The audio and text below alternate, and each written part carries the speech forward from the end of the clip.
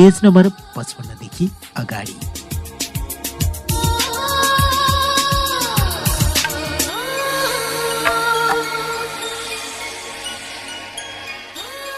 कार्टरको फराकिलो सोचाइ मलाई ज्यादै मन पर्यो। उनको सोचाइ फलदायी पनि भयो। विश्वका गिनीजोका सम्बन्धी रोगबाट पीडित गरिब रोगीमध्ये 97% यसबाट फाइदा उठाए। अर्थात् 1989 मा रोगीको संख्या नै लाख थियो भने 1995 सम्ममा त्यो 30,000 मा झर्यो। यो सफलताले कथाबाट म यति साह्रो मुग्ध भए कि मलाई एयरपोर्ट पुगेको पनि थाहा भएन। अवतरण क्रममा विमान उफ्रिँदा पो मलाई अफ्रिकाबाट दक्षिणी चीनमा पुगेको होस भयो। अब काममा डुब्ने बेला भइसकेको थियो। बिलको आगमनभन्दा पहिले उनको कार्यतालिका सम्बन्धी हजारौं नालीबेली केलाउनु पर्थ्यो। चर्बी प्रयोग गर्दा लाग्ने 2-3 मिनेटको अन्तराल लगायत उनको दिनचर्याको 1-1 मिनेटको योजना हामीले बनाएका थियौं।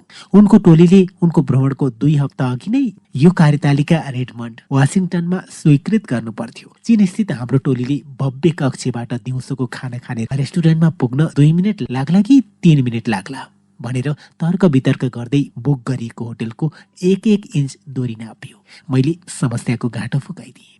अनि ऊर्जावान छन्, अधीर छन् र हडबडे छन्, त्यसकारण 2 मिनेटको हिसाब गर्नुहोस्। बिलको यात्रा सम्बन्धी योजनाको एक अंश उनको यात्राकालीन शोको प्रबन्ध मिलाउनु थियो। बिल कुनै पनि शहरमा पुग्नुभन्दा एकाध दिन अघि रेडमन्डबाट एकजना कर्मचारीले पठाएको टन्न लुगा भरिएको झोला त्यहाँ आइपुग्थ्यो। बिल कुनै पनि होटलको कोठामा पस्दा उनका स्त्री लगाएका सफा लुगा दराजमा झुन्डिरहेका हुन्थे, जसमा सुटसँग एकदम मिल्ने टाई हुन्थ्यो। क्या भाग्यमानी मनुवा।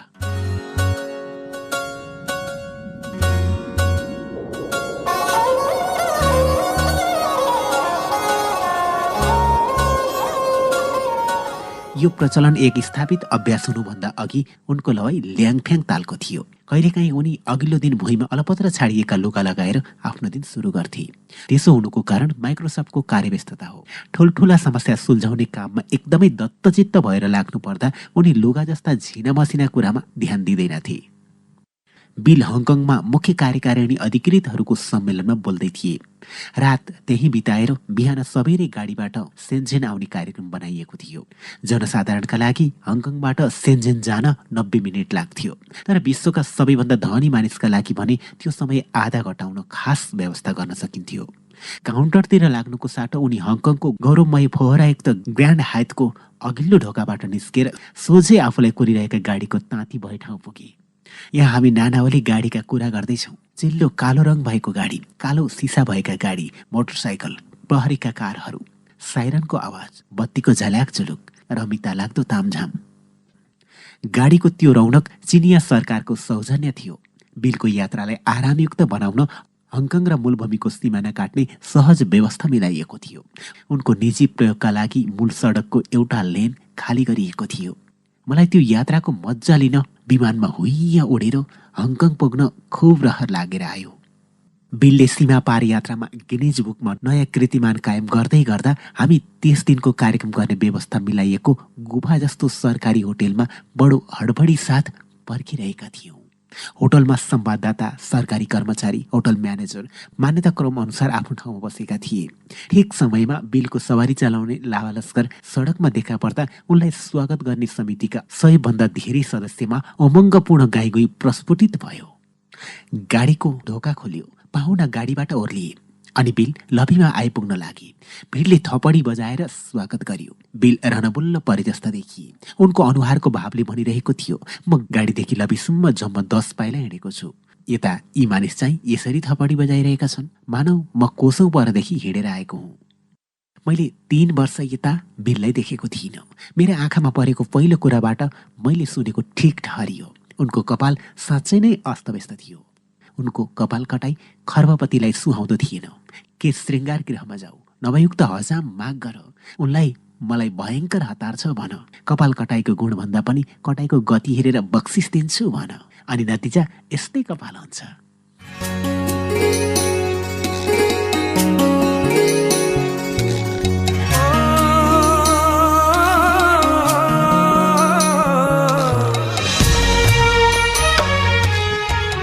मेरा आँखामा परेको दोस्रो कुरा के भने यहाँ आउँदा बिल पटक्कै खुसी थिएनन्। म भित्र त्रासका तरङ्गहरू प्रवाहित भए। अर्को कार्यक्रमको आंशिक अभिभारा मेरो काँधमा थियो। मलाई रङ्गमञ्चमा उत्साहित पाहुनालाई देख्न मन थिएन, तर यी कुनै कुराबारे पनि सोच्ने समय थिएन, किनभने हामीलाई त उनलाई तत्कालै माइक्रोसफ्ट भेनसको विमोचन गर्ने पहिलो औपचारिक कार्यक्रममा हात बढाउन आग्रह गर्नु थियो। हामी विमोचन जस्तो निकै नै खोकुलो शब्द प्रयोग गर्दै थियौँ। त्यो उपज आफ्नो जीवनचक्रको एकदमै प्रारम्भिक कालमा भएको हुँदा हामीले त्यसको नाउँ राख्न पनि भ्याएका थिएनौँ। भेनस साङ्केतिक नाम थियो र त्यसको उत्पादन उपलब्ध हुन अझै कम्तीमा 6 महिना बाँकी थियो। माइक्रोसफ्ट भेनस मूलभूमि चिनिया बजारका लागि लक्षित साधन थियो। हामी विश्वको सबैभन्दा ठूलो बजारको रिक्ततालाई दोहन गर्न खोजिरहेका थियौँ। चीनमा करोडौं परिवारको आर्थिक औकात टेलिभिजनका मालिक बन्ने तहमा उठिसकेको थियो। यसअघि घरभित्र इन्टरनेट जोड्ने हैसियत भने त्योभन्दा निकै कम मानिसको थियो।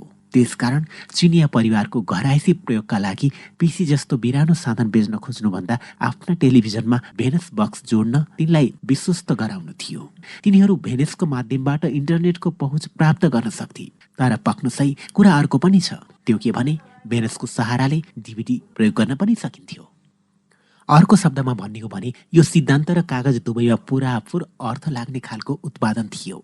यस उत्पादनलाई बजारमा ल्याउँदा सामना गर्नुपर्ने यथार्थ भने कठिन साबित भइरहेको थियो।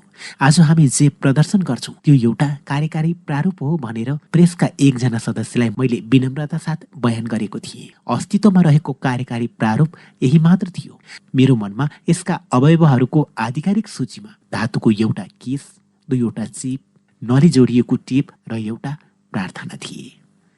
सभाकक्ष र कन्सर्टमै खचाखच थियो।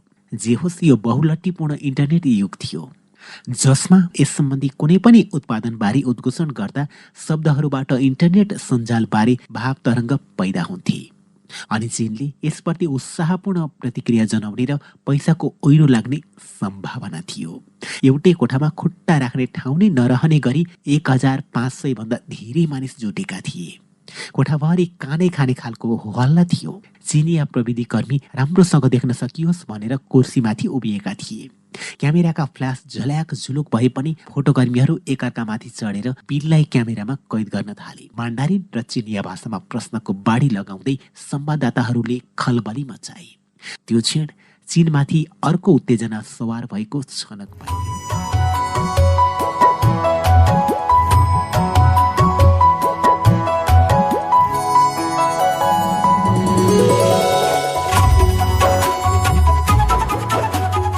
बेल कतिपय फोटोकर्मीसँग ठोक्किँदै कुडुलोबाट छिरेर मन्चतिर लम्केपछि म उनी र हस्याङ फस्याङ गरिरहेका अधीर फोटोकर्मी बीचको मानव पर्खालमा सामेल भएँ। आखिरमा उनी डायसमा त पुगे, तर भिडलाई शान्त पार्न पनि सकेनन्।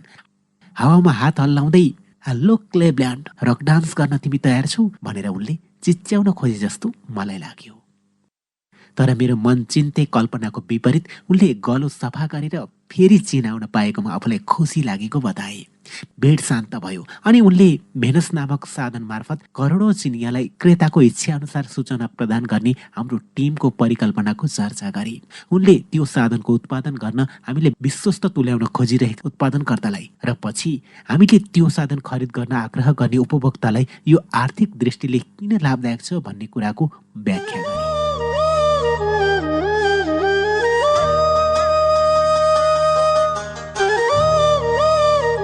त्यसपछि हामीले त्यो साधनको प्रारूप प्रदर्शन गर्यौं। प्रदर्शनलाई प्रामाणिक रूप दिनका लागि मञ्चमा चीनको लाक्षणिक बैठक कोठा बनाउन टोलीलाई मैले भनेको थिएँ। मेरो उद्देश्य भेनस नामक साधन जुन सन्दर्भमा प्रयोग गरिने हो त्यो मानिसलाई देखाइदिनु थियो। तर हाम्रा निर्धारित डिजाइनहरू चाहिँ चिनिया ग्रामीण किसानको नभएर डब्लु होटलको बैठक लिएर अघि सरे। अनि स्क्यान्डिनेभियाली ढाँचामा सोफा विमानबाट ल्याउन हामीले कति पैसा खर्च गर्यौं होला भनेर मानिसहरूले घोत्लिनु पर्ने अवस्था आइलाग्यो। तथापि बिल हाम्रा दुईजना चिनिया प्रस्तुताका बैठक कोठामा सामेल हुन मञ्चको पल्लो छेउमा गएको हेर्दा मजा लाग्यो। मानव खाकीको पोसाक लगाएका बिल टहल्दै उनीहरूको कृषि प्रधान ग्रामीण टोलमा पुगेर त्यस उत्पादनको प्रदर्शन हेर्न यसो अडिएका हुन्।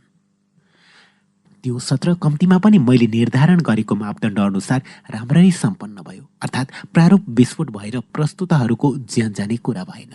10 मिनेटमा काम तमाम भयो अनि बिल जोन्सनको टोलीले प्राप्त गरेका केही ठेक्कामा सही गर्नतिर लागे। म मञ्चमा भएको भेनस टोलीमा सामेल भएँ अनि हामीले उमङ्ग साथ अङ्कमाल गर्यौं। यसरी कामको शुभारम्भ भयो। अफसोस भेनस नामक साधनको बिक्री शून्य बराबर भयो।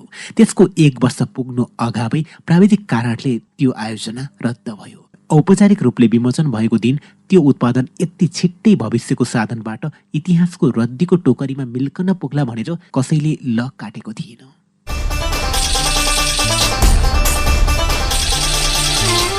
सुई जुन्नीलाई टेलिभिजन अन्तर्वार्ता दिने कार्यक्रम बिलको भ्रमणको मैले पुरै ध्यान दिनुपर्ने अंश थियो। जुन्नी चिनियाहरू नामको अन्तिम अंशलाई सुरुमा र पहिलो अंशलाई अन्त्यमा राख्छन्, त्यसकारण उनलाई जुन्नी भनेर पुकारिन्थ्यो। चीनका अति प्रख्यात टेलिभिजन पत्रकार थिए। चाइना सेन्ट्रल टेलिभिजन सीसीटीभी नामक चीनको प्रमुख टेलिभिजन सञ्जालबाट अर्को हप्ता प्रसारण गरिने गरी अन्तर्वार्ता रेकर्ड गर्न उनी आएका थिए। बजारमाथि एबीसी, एनबीसी र सीबीएसको संयुक्त प्रभाव जति छ, सीसीटीभीको एक्लो प्रभाव त्यति नै छ। चीनमा कसैसँग टेलिभिजन भए सीसीटीभीमा उनको पहुँच हुने सम्भावना 99% हुन्छ। हालसालैका दिनमा माइक्रोसफ्टले चीनमा प्रेसको अत्यन्तै नकारात्मक प्रतिक्रिया झेल्नु परेको हुँदा हामीले बिललाई नयाँ जनतासँग सोझै कुरा गर्ने मौका मिलाउने कामलाई उच्च प्राथमिकता दिएका थियौँ। विश्वको सबैभन्दा ठूलो कम्युनिस्ट देशका हामी मध्ये कसैले पनि नभेटेका पत्रकारसँग विश्वका सबैभन्दा सफल पुँजीपतिको प्रत्यक्ष कुराकानी गराउँदा नतिजा नराम्रो पनि हुन सक्छ। मैले मनमनै कुरा खेलाएँ। मिडल किङडममा छोटो समय बसेर चिनिया मिडियाबारे मैले के थाहा पाएको छु? मित्र डेभलाई फोन गरेर सँगै मदिरापान गर्दै यसबारे मन्थन गर्नु पर्ला। बारमा 16 वर्षभन्दा कम उमेरकी लाग्ने बेरालाई डाकेर मैले स्कच मगाएँ। मैले डेभलाई भने, माइक्रोसफ्टका लागि यो ठुलो अवसर हो। पहिलो छाप पार्न तिमीलाई दोस्रो मौका कहिले मिल्दैन भन्ने पुरानो कहावत तपाईँलाई थाहा छ। हामी कम्तीमा पनि 10 करोड दर्शकका चित्तमा पहिलो छाप पार्दैछौँ। यसो सोचौँ त, यो 40% अमेरिकी समक्ष अन्तर्वार्ता प्रस्तुत गर्नु जस्तै हो। चीनका यी सारा मानिसले बिलको कहिल्यै नमेटिने छाप आफूमा पार्दैछन्। यो 20 मिनेटको अन्तर्वार्ताका आधारमा उनीहरूको माइक्रोसफ्ट प्रति धारणा बन्नेछ। म चीनमा मुलीको अभिभारा बोकेर आएको जम्मा 2 महिना भयो। त्यसैले मैले यो काम बिग्रन दिनुहुन्न। भोलिपल्ट बिहान मैले अन्तर्वार्ता लिने पत्रकारलाई भेट्ने निधो गरेँ। सुई जुन्नी चीनका प्रख्यात र लोकप्रिय थिए। अघिल्लो साल उनले बिल क्लिन्टन र टोनी ब्लेयरसँग प्रत्यक्ष अन्तर्वार्ता लिएका थिए। मेरो टोलीले उनलाई चीनका पिटर जेन्निङ्सको संज्ञा दिएको थियो। त्यो संज्ञाले मेरो डर झनै बढाइदियो। मैले फोनमा जुन्नीलाई भेटेर कफी पिउँदै चिनापर्ची गर्न र हामीले कसरी सँगै काम गर्ने हो त्यसबारे छलफल गर्न आग्रह गरेँ। हामीले भोलिपल्ट बिहान बेजिङको इन्टरकन्टिनेन्टल होटेलमा भेट गर्ने कुरा तय गर्यौँ। मेरो टोली र मैले सबैले पुगेर लबीको बीचमा ठुलो टेबल सजायौँ। हिउँदकालीन बेजिङको दृश्यले त्यो दिन असामान्य रूपले चहकिलो थियो। विशाल बगैँचा र प्रचुर प्रकाशले ममा बेजिङमा नभएर बालीमा भएको अनुभूति जगायो। जुन्नी र उनको टोली ठिक बेलामा आइपुगे।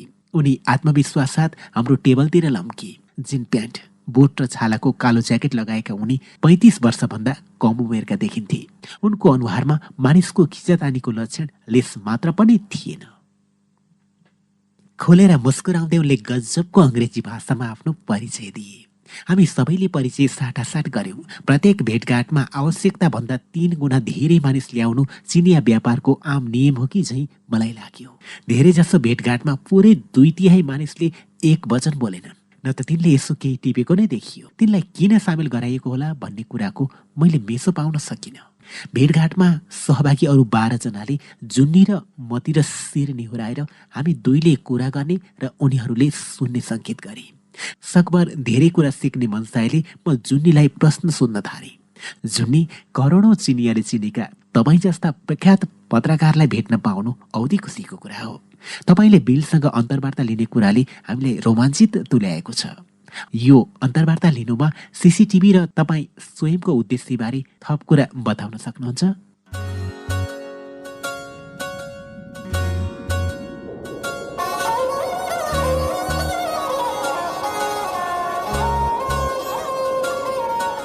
म प्रविधिको ठूलो भ्यान हो, प्रत्युत्तरमा उनले भने। मलाई के लाग्छ भने माइक्रोसफ्ट र अन्य कम्पनीले लाख मानिस छेउ प्रविधि ल्याइदिएका छन्। अब यी मानिस बढी उत्पादनशील हुन यसलाई प्रयोग गर्न सक्छन्। मानिसलाई के कुराले बिल जस्ता ठूला व्यापारी बनाउँछ यसबारे बढी कुरा बुझ्न म चिनिया जनगणलाई सघाउन पनि चाहन्छु। हामी कहाँ स्वदेशमै पैदा भएका उद्यमीका उति धेरै उदाहरण छैनन्, तर मलाई अर्को बिल गेट्स बन्न मन छ भन्ने युवा लाखौँ छन्। प्राविधिक रूपले आत्मनिर्भर र नयाँ व्यापारलाई प्रोत्साहन दिने राष्ट्र बनेको खण्डमा मात्र चीन अघि बढ्न सक्छ। थुप्रै दर्शकका लागि बिल प्रेरणा बन्न सक्लान् भन्ने मलाई लाग्छ। सायद यो कुरा धेरै अप्ठ्यारो नहोला। माइक्रोसफ्टलाई बदनाम गर्ने चिनिया प्रेससँग म अभ्यस्त भएको थिएँ, तर अहिले भने यहाँ त्यस्ता पत्रकार निक्ले जसले हाम्रो नेतालाई आदर गरे जस्तो लाग्यो। त्यसकारण यो भावनाप्रति विश्वस्त भएर गहिरो सास फेर्दै मैले जोखिम उठाएँ।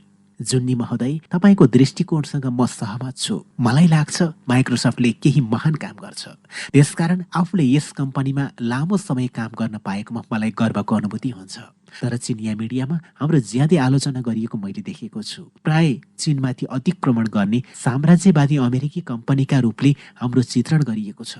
तर वास्तवमा म जस्तो अपवाद बाहेक चीनको माइक्रोसफ्टका कर्मचारी मध्ये 79% चिनिया रहिथानेछन्। कुरा सुनेर जुन्नी हाँसे। बिलले सार्वजनिक रूपले चीन एक दिन संयुक्त राज्य अमेरिका र भारत समेत गरी माइक्रोसफ्टका सबैभन्दा ठूला 3 बजार मध्ये एक हुनेछ भनेका छन्। यो कम्पनी यहाँ बेजिङमा अनुसन्धान सम्बन्धी प्रयोगशालामा करोडौं डलर लगानी गर्दैछ। यस धरतीमा हामीले विशुद्ध अनुसन्धान गर्ने 3वटा ठाउँ छन्, सियाटल, अक्सफोर्ड र बेजिङ। यसलाई म चीनका तरुण कम्प्युटर वैज्ञानिक प्रतिको आदरभावको चिन्हका रूपमा हेर्छु। हामीले तपाईका दर्शकलाई माइक्रोसफ्टको चिनिया भर्सन सम्बन्धी कथा सुनाउन सके कति राम्रो हुन्थ्यो।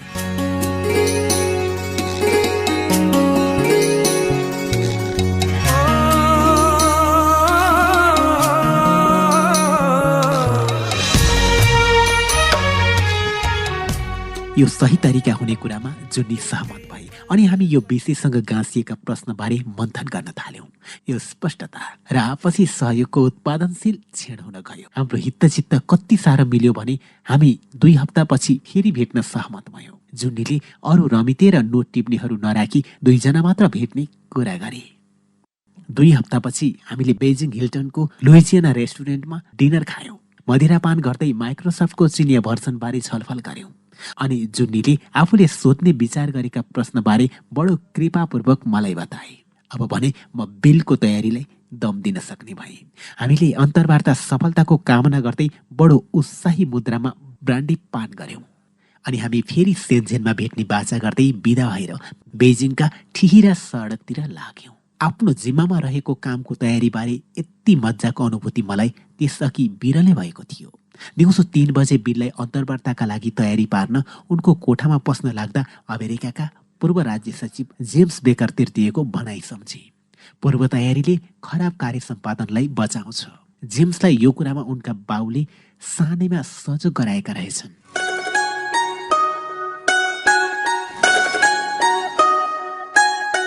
मेरो मनोदशा झटपट शान्त आत्मविश्वासबाट अत्यास लाग्दो भएमा परिणत भयो।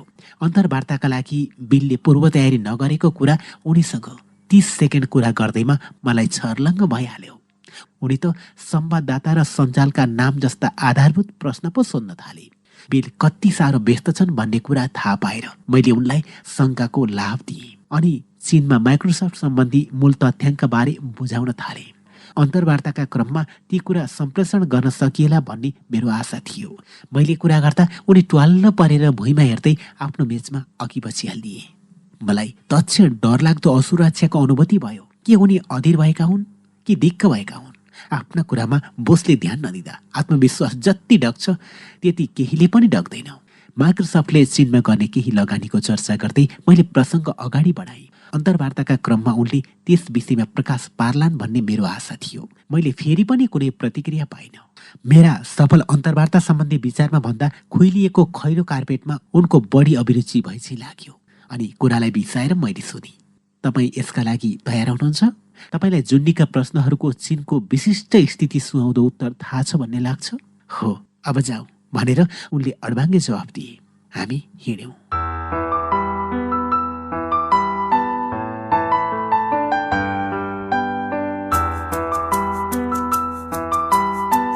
मैले कोठामा रहेर बिल र जुन्नीबाट ओझेल पर्ने गरी क्यामेरा कर्मीका पछिल्तिर बस्न जुन्नीको अनुमति पाएको थिएँ।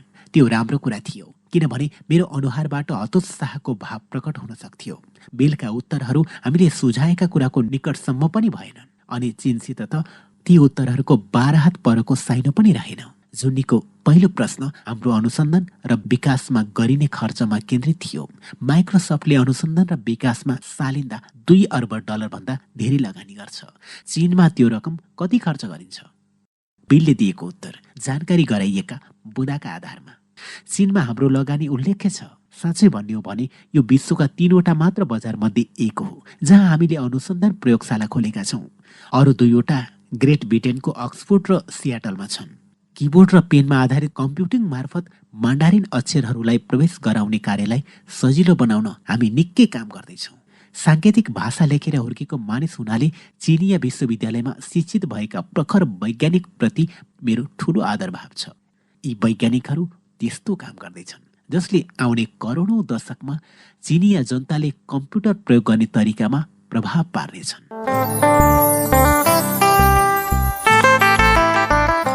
बिलको उत्तर शब्दान्तरमा म तपाईँलाई ठिक सङ्ख्या बताउन सक्दिनँ, तर सङ्ख्या ठुलो छ। हामी अजङ्ग ठुलो लगानी गर्छौँ किनभने कम्प्युटरको भविष्यका लागि अनुसन्धान साँच्चै नै महत्त्वपूर्ण छ भन्ने हाम्रो विश्वास छ। मलाई अचम्म लाग्यो र म खिन्न भएँ। अनि अन्तर्वार्ताको क्रम चल्दै जाँदा यो झनै खराब भयो। चीनमा आधारित विशिष्ट प्रश्न सोधिँदा बिलले सामान्य जवाफ दिए। अन्तर्वार्ताको पछिल्लो खण्डमा जुन्नीले चिनिया युवाहरू बिललाई कुन दृष्टिले हेर्दा हुन् भन्ने प्रसङ्ग अघि सारे।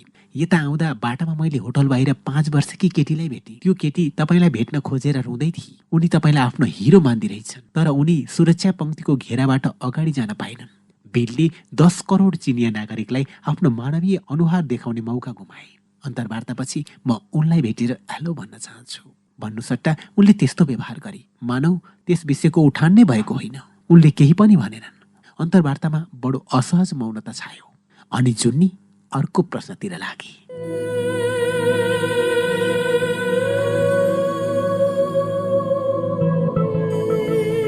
मलाई त्यो अन्तर्वार्ता बिचैमा रोक्न मन लागेको थियो। त्यसो गर्दा मेरो जागिरे वृत्ति पनि रोकिन्थ्यो।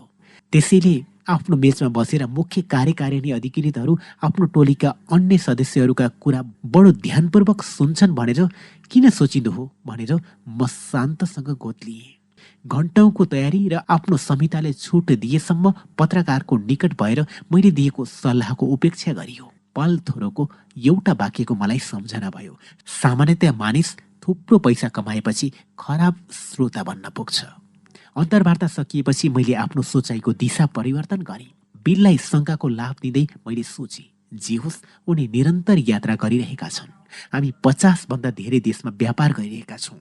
हामी छिटो छिटो विकसित भइरहेका छौँ। त्यसकारण उनले आफूलाई त्यही गतिमा हिँडाउनु परेको छ। बेलका लागि बैठक र अन्तर्वार्तामा सहभागी हुँदै तुफानी गतिमा भूमण्डलभरि फोहोरो मारिरहने श्रृङ्खलाको केवल यो एउटा अर्को कडी हुन सक्छ।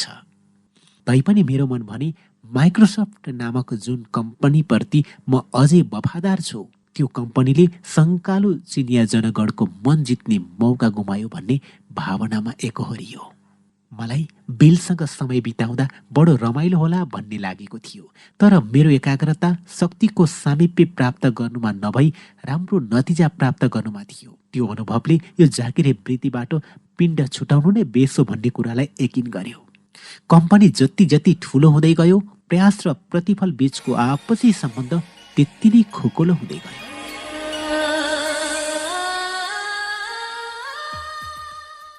माइक्रोसफ्टदेखि बाहुन्डाँडासम्म पुस्तकको पेज नम्बर 65 देखि अगाडि।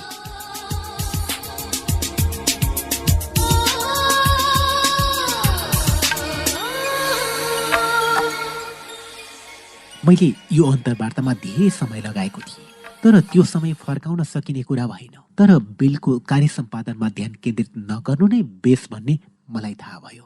मैले जीवनमा यति ठुलो कम्पनी चलाउन सक्ने कुरै थिएन। त्यसकारण ममा उनका कार्यकलापको लेखाजोखा गर्ने हैसियत थिएन। त्योभन्दा बढी महत्त्वको कुरा त यस भ्रमणको अनुभवले मलाई गरेको सङ्केत थियो। मैले माइक्रोसफ्टको व्यापारिक स्थितिमा ठुलो प्रगति गर्न नसके सायद यो वृत्तिको पिण्ड छुटाउने बाटो खुल्ने सम्भावना झनै बढेर जाला। त्यसपछि म आफ्नो धन्दा सुरु गरेर नेपाली आयोजनाहरूको फैलिँदो अवस्थामा आफ्नो सबै ऊर्जा खन्याउन सकुला। त्यो बेला म सेन्जेनमा हुनु सट्टा काठमाडौँमा हुनेछु। मेरा मालिकलाई मेरो जति खाँचो छ, नेपालका केटाकेटीलाई त्योभन्दा कता हो कता धेरै खाँचो छ। अब भने जागिरको फन्दाबाट मुक्त भएर नेपालको बाटो तताउने बेला भएको थियो।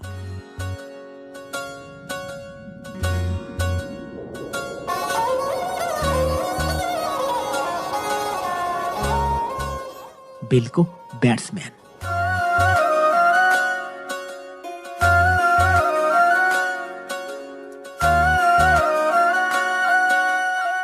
बिलको चीन भ्रमण उत्प्रेरणा शून्य भए पनि म उनलाई आदर नगरिरहन सक्दिनँ।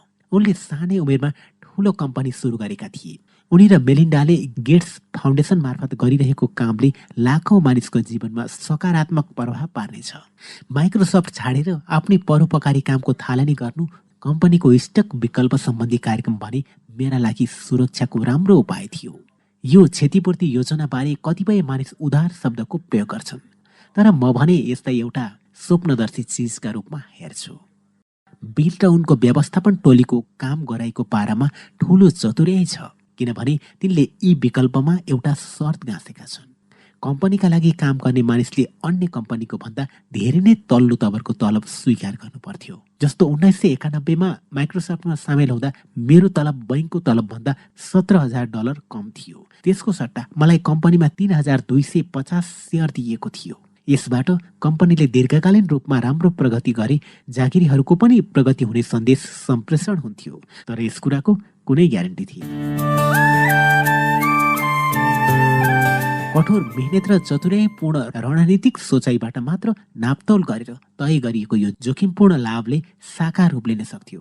यो एउटा गजबको सौदाबाजी थियो, तर त्यस बखत हामीलाई यो कुरा थाहा थिएन। कम्पनीमा लामो समयदेखि काम गर्दै आएका हामीले 1979 सम्ममा निकै राम्रो प्रगति गरेका थियौँ। म यसको मुख्य श्रेय बिल र स्टिभ बाल्मरको स्वप्नदर्शी नेतृत्व र झिना मसिना कुराप्रति गहिरो एकाग्रतालाई दिन्छु। यी दुईजनाले मैले पढेको वारेन बफेटको एउटा मान्यता सम्झाए, तिमी कोसिता काम गर्छौ भन्ने कुराले जीवनमा ठूलो फरक पार्छ।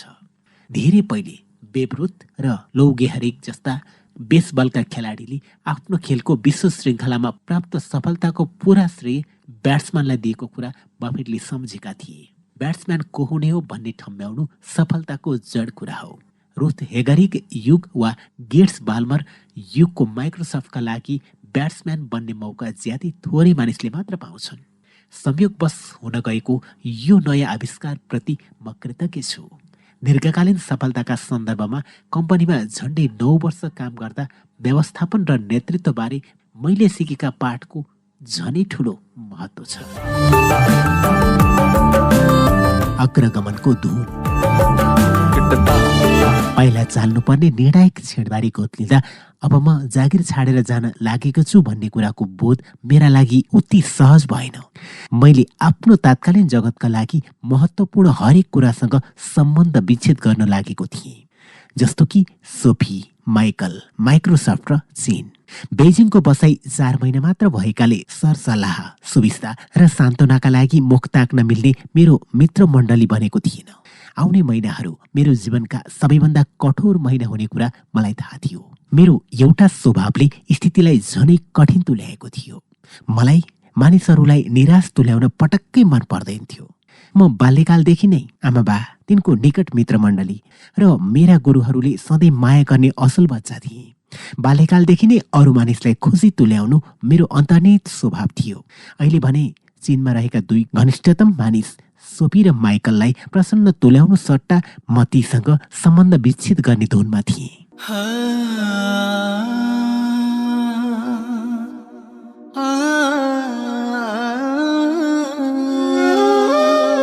मेरो जीवनको योजना किन यसरी जगैदेखि परिवर्तन भएको हो र यो परिवर्तनमा उनीहरू किन फिट नहुने हुन् भन्ने कुरा उनीहरूलाई बुझाउन कति गाह्रो हुन्छ त्यो मलाई थाहा थियो।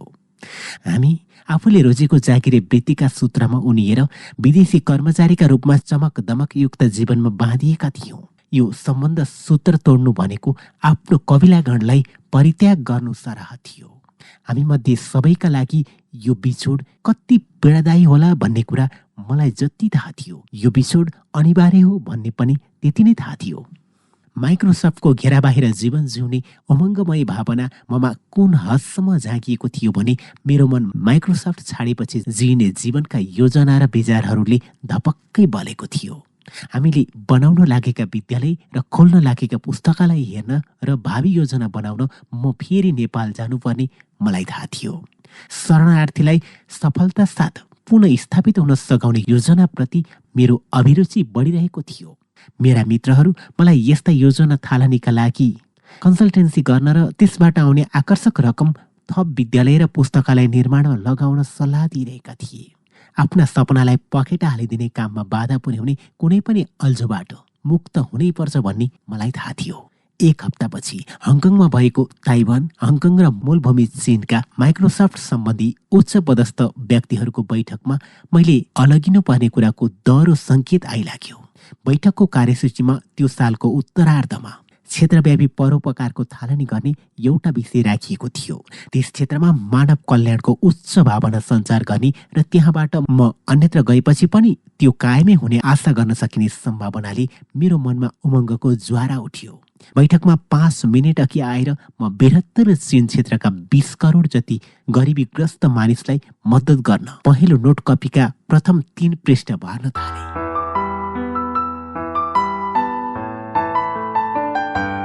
तर मेरो टोलीको मित्रहरूका विचार भने एकदमै फरक देखिए।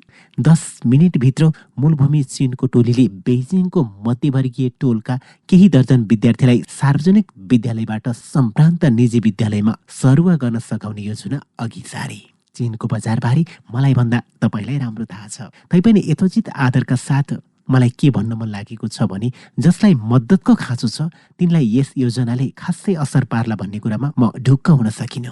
तपाईँहरू ती केटाकेटीलाई मद्दत गरिरहनु भएको छ जो मध्यम वर्गका हुन् र जो एसियाली मापदण्डका दृष्टिबाट निकै नै ठोस आधार भएको सार्वजनिक विद्यालय व्यवस्थामा भित्रिसकेका छन्। राजधानी शहरमा बसोबास गर्ने केटाकेटीले ग्रामीण क्षेत्रमा बसोबास गर्ने केटाकेटीले भन्दा निकै राम्रो शिक्षा प्राप्त गर्छन्।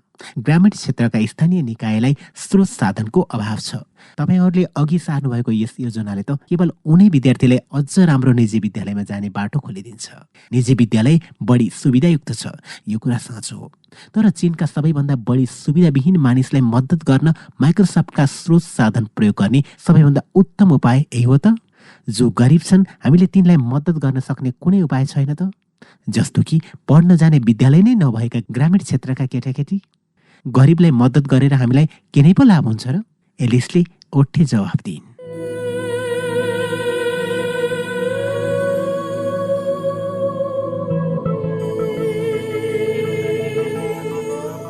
हामीले गरिब ग्रामीण केटाकेटीलाई मद्दत गर्यौँ भने कम्पनीका लागि त्यसको खासै अर्थ हुँदैन। हामीले मध्यम वर्गका केटाकेटीलाई विद्यालय जान मद्दत गर्यौँ भने तिनीहरू प्रविधि सिकेर कम्प्युटर र सफ्टवेयरका उपभोक्ता बन्नेछन्। हामीले तिनलाई उच्च वर्गमा सामेल हुन भर्ती गर्नुपर्छ, अन्यथा तिनले हाम्रो व्यापारमा सघाउ पुर्याउने छैनन्। यो परोपकारी कार्यक्रमको उद्देश्य त्यही हुनुपर्छ। म खिस्रिक्क परेँ। यो बैठकबाट मैले कति ठुलो आशा गरेको थिएँ। हङकङ टोलीका सदस्यहरूसँग बढी प्रेरणादायी विचार होलान् कि भन्ने आशले विचार प्रकट गर्न तिनलाई मैले आग्रह गरेँ। टोलीले माइक्रोसफ्टका कर्मचारीले वरिष्ठ नागरिकलाई कम्प्युटर प्रयोग गर्ने तरिकाबारे प्रशिक्षण दिने कार्यक्रम सम्बन्धी प्रस्ताव अघि सार्यो। हङकङका कर्मचारीलाई वरिष्ठ नागरिकका घरमा एक रात वा एक शनिबार बिताउन दरिलो हौसला दिने विचार प्रस्तुत गर्यो। हामीले आफ्ना कर्मचारीलाई तलब भुक्तान गर्दै आएका हुनाले यसो गर्दा बजेटमा छुट्टै भन्दा निकै कम रकम खर्च हुन्छ भनी मलाई बताइयो। यसबाट परोपकारी कार्यक्रमका निमित्त छुट्याएको रकम आधारभूत राहत क्षेत्रमा प्रवाहित हुन सक्ने आशा राखियो। आफ्नो आलोचना कहाँबाट सुरु गर्ने हो मलाई थाहा थिएन। त्यसकारण मैले विषयमा सोझै प्रवेश गरेँ। तर तपाईँहरूलाई यो ज्यादै नै आत्मसेवामुखी देखिएला भन्ने लाग्दैन? यो त एक्सुनले हप्तै पछि ट्याङ्कीमा इन्धन भरोस् भन्ने आशाले थुप्रो इन्धन हजम गर्ने वाहन कुनै गरिब परिवारलाई किनिदिनु जस्तो पो हुनेछ। हाम्रा आलोचक हामी असल चिनिया कर्पोरेट नागरिक होइनौँ भन्दै कुरा काटिरहेका छन्। हामीले यस कुरालाई गलत साबित गर्ने हो भने वरिष्ठ नागरिकका लागि कम्प्युटरदेखि बाहिरको अरू नै केही गर्ने बारे विचार गर्नुपर्छ। जस्तो कि हामी तिनका घर परिवारमा सुधार ल्याउन सकौँला कि, हामी तिनलाई तातो र पोसिलो भोजन टक्र्याउन सकौँला कि, अथवा तिनलाई स्थलगत भ्रमणमा लैजान पो सकौँला कि।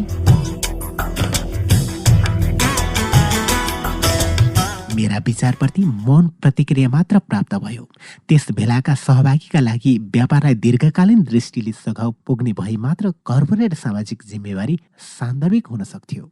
तर्क गर्न छाडेर आफ्नो परिवारको घेराभन्दा परसम्म फैलने मानव कल्याण सम्बन्धी धारणा जिनका लागि नयाँ रहेछ भन्ने कुरा मैले आफूलाई सम्झाएँ। ती तरुण कर्मचारीलाई पुँजीवादीले चाहिँ व्यवहार गर्न प्रशिक्षित तुल्याएको थियो। त्यसकारण तिनको आलोचना गर्नु पाखण्डपूर्ण कुरा थियो। तथापि आफ्नो सोचाइ अनुसार काम गरेर सबैभन्दा बढी अभावग्रस्त मानिसलाई सघाउने काममा एक चित्तले लागि परेको दिन कस्तो होला भन्ने दिवा स्वप्न ममा थियो। त्यो दिन जब परोपकारी सहयोग भर्ना सट्टाको अभिप्रायबाट मुक्त हुनेछ। काठमाडौँ लायन्सका दिनेशले पठाएको इमेल पढेर म अखमेल भएँ। उनले पशुपतिको जिल्लाका 2वटा गाउँले विद्यालय निर्माण आयोजना सम्बन्धी प्रस्ताव अघि सारेछन्। दिनेशले ती दुवै गाउँमा गएर आयोजनालाई अघि बढाउने चाहना प्रकट गरेका रहेछन्। उनले लेखेका रहेछन्, तपाईहरू स्वयंलाई मद्दत गर्नुहुन्छ भने मात्र हामी तपाईहरूलाई मद्दत गर्नेछौँ भनेर मैले भने। यसको अर्थ के भने तपाईहरूले वा तपाईहरूले फेला पार्ने कुनै पनि दाताले इँटा र सिमेन्ट किन्नुपर्नेछ, समुदायले जमिन दिनेछ र श्रमदान गर्नेछ। कामको प्रगति हेर्न म दुवै गाउँमा महिने पछि 8 घण्टा हिँडेर आउनेछु। यस आयोजनाबाट केटाकेटीले प्राप्त गर्ने लाभको दाँजोमा निर्माण सामग्री खरिद गर्न आवश्यक पर्ने रकम निकै नै कम थियो, अर्थात् $10,000 दुवै विद्यालय बनाउन सकिन्थ्यो। मैले रकमका लागि मेरो भरोसा गर्नुभए हुन्छ भनेर दिनेशलाई जवाब पठाएँ। मलाई दिएको शिक्षा दीक्षा तथा हाम्रा आयोजनाका लागि पुस्तक र आर्थिक चन्दा सङ्कलन गर्ने प्रयासप्रति अनुगृहित हुँदै दुवै विद्यालय मेरा आमा बाबाका नाउँमा समर्पित गरेर उहाँहरूलाई चकित तुल्याउने मेरो योजना थियो।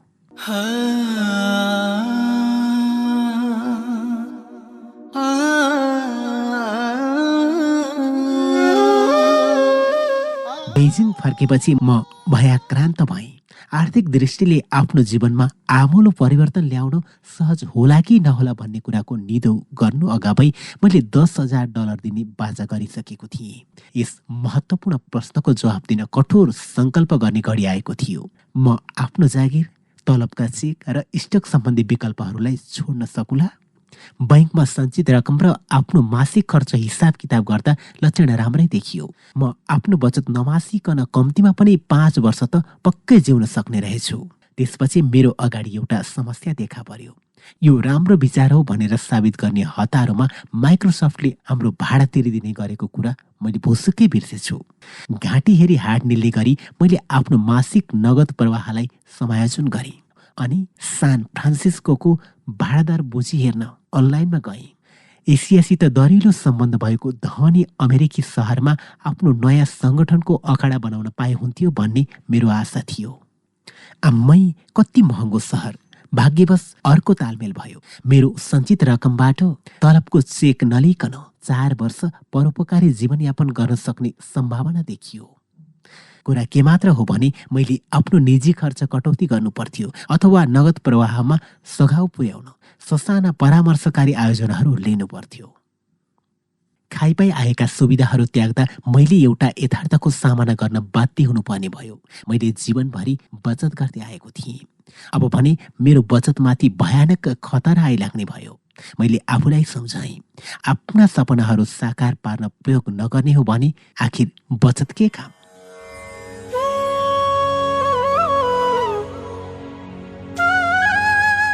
आर्थिक हिसाब किताबको मोटामोटी विश्लेषणपछि मेरो डर मत्थर भयो। आफ्नो बचत घट्दै शून्यतिर झरेको हेर्दै वर्षौं बिताउनु पर्ने कुरा सम्झेर ल्याउँदा मेरो निद हराम भयो। मैले आफूलाई योजना ख लेख्ने कार्यमा एकाग्र तुल्याएँ। यसबाट मलाई अलि रमाइलो अनुभूति भयो अनि मैले योजना ग लेखेँ। योजना ख फस्टाउँदो.com अर्थतन्त्र अन्तर्गत परामर्शको काम लिने। माइक्रोसफ्टको पूर्व विज्ञका नाताले सकेमा निकै नै आकर्षक दरको रकम पाउन सकुला। आफ्नो 1/3 समय परामर्शमा खर्च गर्ने र 2/3 समय नेपालको शैक्षिक आयोजनामा र सम्भवतः अर्को भियतनाममा वा कम्बोडिया जस्तो कुनै देशमा खर्च गर्ने। यसरी परामर्शका लागि मलाई भुक्तानी दिने ग्राहकबाट मेरो परोपकारी कार्यलाई राहत मिल्ला। योजना ग दिनमा शैक्षिक योजनामा काम गर्ने र राति अन्य काम गर्ने। म आकर्षक व्यक्तित्व भएको, मेहनती र मरिमेटेर ग्राहकलाई सेवा प्रदान गर्ने मानिस हुँ। त्यसकारण मैले पाउने टिप्स आकर्षक हुनेछ।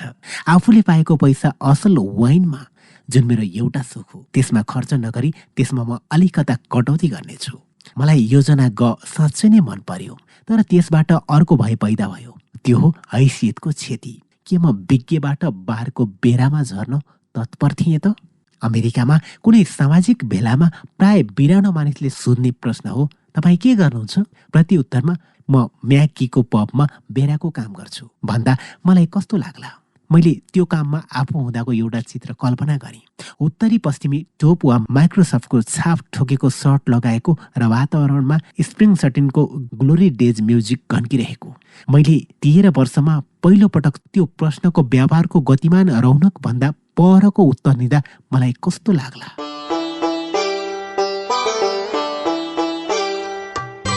आफ्नो पहिचान खुलाउन बिल्लाहरू र सजिला रटनाहरूमाथि निर्भर रहनु कति दयनीय कुरा हो भनेर मैले आफूलाई सम्झाउने यत्न गरेँ। जुनियर हाई स्कुलमा छँदा पिताजीले दिनुभएको सल्लाहको मलाई सम्झना भयो। एक रात पातहरूको तह मिलाउँदै गर्दा उहाँले हाई स्कुल फुटबलमा प्रवेश माग्ने अनुमति फारममा आफूले सही गर्नुपर्छ कि भनेर मलाई सोध्नुभयो। प्रत्युत्तरमा रुन थालेर मैले उहाँलाई जेल पारिदिएँ। मलाई फुटबलमा चाख छैन। फुटबलमा नाम लेखाउने सबै केटा मभन्दा ठुला छन् र त्यो अजङ्गको खेल मैदान देख्दा विद्यालयपछि बरु पुस्तक पढेर समय बिताउनु नै उत्तम हो भन्ने आफूलाई महसुस भयो भनेर पिताजीलाई भने। उहाँको सल्लाह साबिक झैँ सरल र सोझो थियो। तिमीलाई खेल्न मन छैन भने नखेल, तपाईँलाई पो भन्न सजिलो छ। तर मैले सारा केटाकेटीहरूको त जुम्सु भनेको सुन्नु पर्नेछ भनेर मैले प्रतिवाद गरेँ। जोन, उहाँले प्वाक्क भन्नुभयो, उमेरले तिमी जीवनमा आफूले सन्तुष्ट तुल्याउनु पर्ने एकमात्र मानिस आफै नै हो भनेर बुझ्ने भइसक्यौ।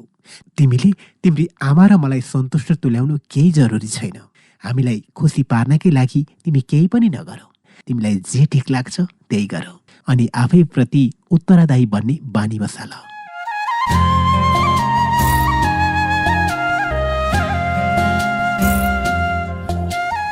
मैले तपाईँ के गर्नुहुन्छको उत्तर मर्मनै अभ्यास गरेँ।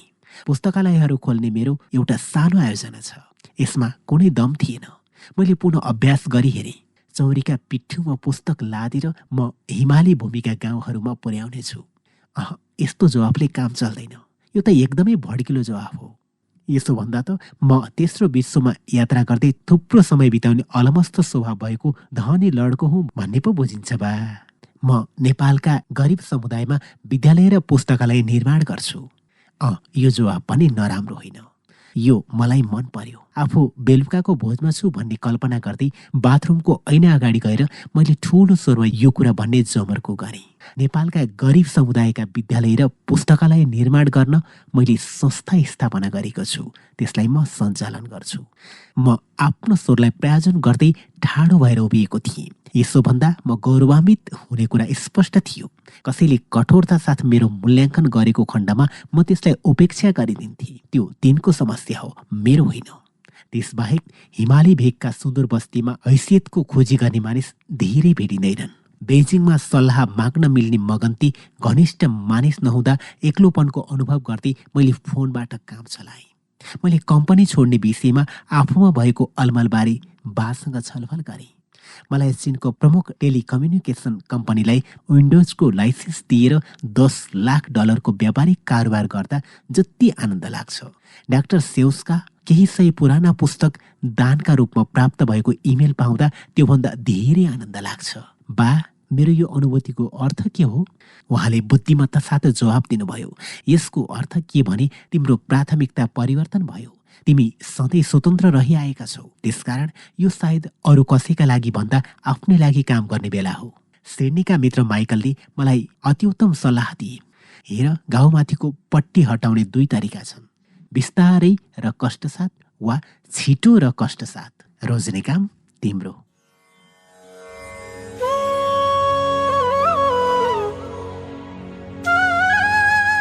माइकको भनाइ सही थियो। अब क्षितिजतिर ट्वाल्ल परेर हेर्नु सट्टा काममा हाम फाल्ने बेला आएको थियो।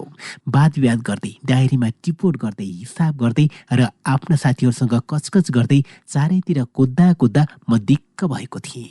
अब यी सबै व्यापारिक जगतका चालबाजीयुक्त कार्यनीति थिए। आफ्नो चाहना के हो त्यो मलाई थाहा थियो।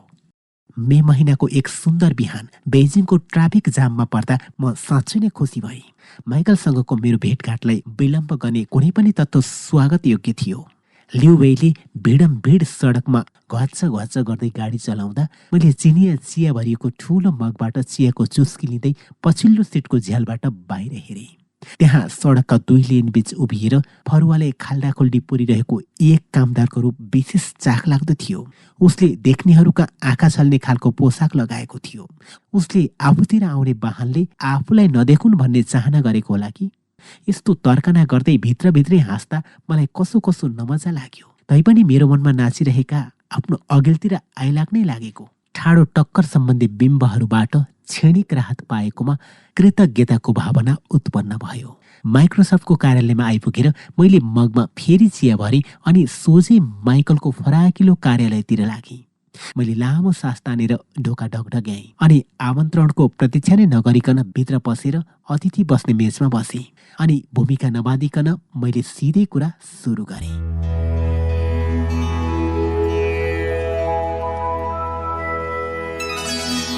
हेर्नुहोस्, म तपाईँलाई जे भन्न लागेको छु त्यो तपाईँलाई मनपर्ने छैन। उसो त मलाई नै पनि यो कुरा मन पर्दैन, किनभने तपाईँलाई निराश र खिन्न तुल्याउनु मेरा लागि एकदमै अप्रिय कुरा हो। तर वास्तविकता के भने अब उपरान्त म यहाँ काम गर्न सक्दिनँ। मलाई यो सहर मन परेन, मलाई मेरो जीवन मन परेन। त्यसकारण मैले आफ्ना प्राथमिकता आमूल रूपले परिवर्तन गरेको छु। उनी बीचमा बोल्न खोजे, तर मैले मौका दिइनँ। मैले निकै दिनदेखि यो कुरा फटाफट भन्न अभ्यास गरेको थिएँ, त्यसैले मलाई मौका गुमाउन मन थिएन। केही महिना यता मेरा लागि यो जीवनले गरी नखाने भयो भनेर मैले बुझाउन खोज्दा कसैले पनि मेरो कुरा बुझ्न सकेको छैन। अब मलाई विदेशी विज्ञ भइरहन मन छैन, न त मलाई प्राविधिक कार्यकारी भइरहन नै मन छ। मेरो निर्णयबाट सहायकहरूलाई अप्ठ्यारो हुने कुरा मलाई थाहा छ, जसका लागि क्षमा प्रार्थी छु। तर अब मलाई नछाड्नुहोस् भनेर सम्झाउनुको मेरो अन्तिम तारिखबारे हामी बातचित गर्न सक्छौँ। तपाईँ र कम्पनीका लागि मैले गर्न सक्ने सही कुरा म नै गर्नेछु। तर अब मेरो निर्णयबारे कुरा गर्नुको कुनै तुक छैन। म केही महिना यता यसबारे गहिरो सोचमा थिएँ। अब भने कुरा पक्का भयो, यसमा मलाई अफसोस छ। उनी स्तब्ध देखिए। केही हप्ता यता मेरो मनमा केही कुरा खेलिरहेको छ भन्ने त उनले महसुस गरेका थिए, तर मैले हठात यति ठुलो निर्णय गरूला भनेर चिताएका थिएनन्। मलाई बडो असहज लाग्यो। उनलाई खिन्न तुल्याउँदैछु भन्ने मलाई थाहा थियो। आफ्नो दाहिने हातका रूपमा उनलाई मेरो खाँचो परेको बखत म छाडेर हिँड्न लागेको थिएँ। म स्तब्ध भएँ, म अन्यलमा परेँ र म सकिएँ भन्ने उनका निराश वचन मैले रणबुल्ल भएर सुने। उनले स्मरण गराए, मैले जोखिम उठाएर तपाईँलाई यति वरिष्ठ भूमिकामा चिन ल्याएको थिएँ, तर तपाईँले मलाई अहिले पश्चातापमा पारिदिनु भयो। हुन त उनले मेरा लागि त्यसो गर्नु जरुरी थिएन। थुप्रै बैठक र विषयमा मेरो विचारको टिपोट गरिदिने तपाईँ नै हुनुहुन्छ। मैले महत्त्वपूर्ण निर्णय गर्न हरेक बैठकमा पठाउने गरेको मानिस तपाईँ नै हुनुहुन्छ। एसिया क्षेत्रमा काम गर्ने तरिका जान्ने थोरै मानिसमध्ये तपाईँ हुनुहुन्छ। रेनमन्ड एचक्यूले कसरी काम गर्छ सो कुरा जान्ने तपाईँ नै हुनुहुन्छ। म तपाईँ जस्तो अर्को मानिस आविष्कार गर्न सक्दिनँ।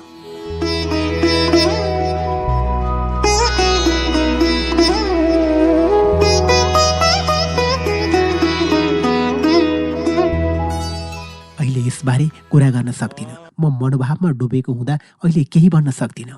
त्यसकारण हामी यो हप्ताको अन्ततिर सविस्तार कुरा गरौँला। मैले आफू दुःखी भएको कुरा फेरि बताएँ।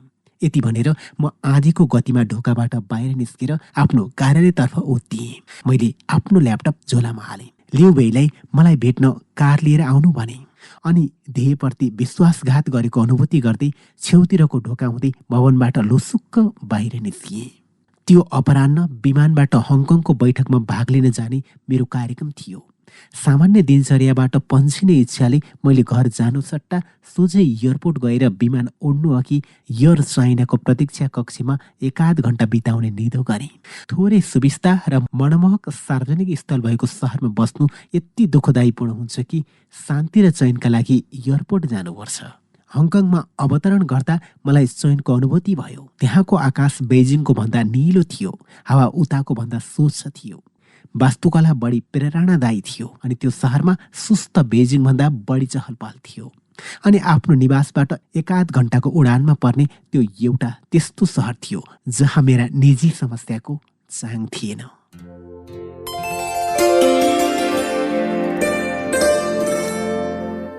व्यस्त पोताश्रयको रमणीय विस्तीर्ण दृश्य र सहरको भव्य गगन रेखा देखिने ग्रान्ड हायत होटलमा पुगेर मैले त्यहाँको कारिन्दालाई मेरो रिजर्भेसन 1-2 रात अरू थपिदिन आग्रह गरेँ। मलाई बेजिङको जीवनबाट अलि दिनलाई फुत्कने उत्कट इच्छा थियो अनि फर्केर उता गएपछि सोफीसँग नगरी नहुने कुराकानी सम्झेर म आतंकित भएको थिएँ। हङकङमा थप दिन बस्नुको औचित्य देखाउन मैले एकाध भेटघाट मिलाउनु पर्ने थियो, तर वास्तवमा ती सम्मेलन कक्षहरूमा मेरो मन पूर्ण रूपले एकाग्र हुने चाहिँ कोरै थिएन। मैले दिनमा हाम्रो टोलीका सदस्यसित दीर्घकालीन कार्यक्रम कार्यान्वयन गर्ने अभियानमा म तपाईँहरूसँग हुने छैन जसबापत मलाई अपराधबोध भएको छ भनेर कुरा गरेँ अनि राति चाहिँ व्यस्त सडकहरूमा टहल्दै बेला बखत यसो बियर पिउन भट्टीमा पस्दै र डायरीमा आफ्ना विचार टिपोट गर्दै बिताएँ। रिकी मार्टिनका हिट गीतहरूको गुन्जन र न्युजिल्यान्ड विरुद्ध रग्बी खेलिरहेको अस्ट्रेलियाली टिमलाई हौसाइरहेका प्रवासी अस्ट्रेलियालीको होहल्ला बीच मैले आफ्नो हालको जीवन समाप्तिको पीडाबारे थुप्रै पृष्ठ लेखेँ। त्यस बखत मलाई कुनै शोक विलासयुक्त ठाउँमा भएको अनुभूति नै भएन। मेरो अघिल्तिरको समयको गर्भमा चुनौतीहरू थिए। आफूले अटुट गरेको बाचामा अटल रहन अनि सोफी र मैले जीवनका फरक फरक मार्गमा लाग्न स्वीकार गरेको खण्डमा हामी बढी समृद्ध हुनेछौँ।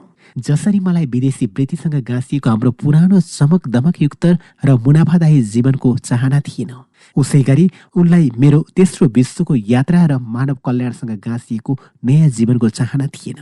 उसो त हामी दुवै गलत थिएनौँ। म जे थिएँ त्यही नै थिएँ। हाम्रा प्राथमिकता फरक थिए, तैपनि म उनलाई ज्यादै आदर गर्थेँ र म उनले रोजेको वृत्तिमा उनको प्रगति देख्न चाहन्थेँ। यति हो, म त्यो घिसे पिटेको पुरानो बाटोमा अल्झिरहन चाहन्नथेँ।